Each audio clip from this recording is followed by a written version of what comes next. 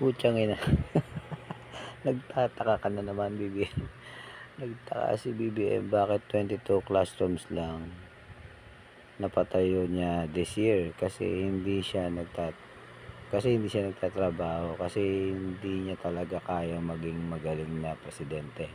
Kasi lagi siyang grabe ka naman madam madam Rowena Guanzon. Baka naman kasi sobrang busy ng presidente natin. Di ba nakita nyo naman panay yung punta niya sa mga iba't ibang lugar, panay ang kaway-kaway kahit walang pumapansin sa kanya, kaway siya ng kaway doon.